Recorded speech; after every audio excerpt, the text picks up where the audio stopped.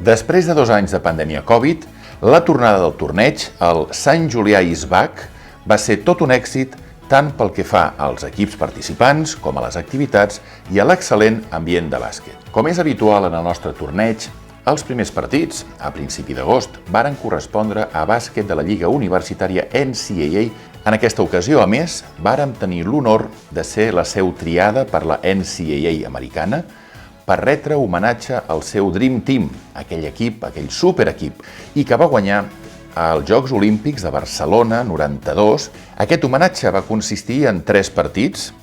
en el que els USA East Coast All-Stars, una selecció de jugadors dels millors jugadors de la Lliga NCAA i a més entrenats per Alex Jensen, l'entrenador dels Utah Jazz i seleccionador de l'equip absolut masculí USA, va disputar, i de fet va guanyar tots 3, a un combinat de jugadors locals.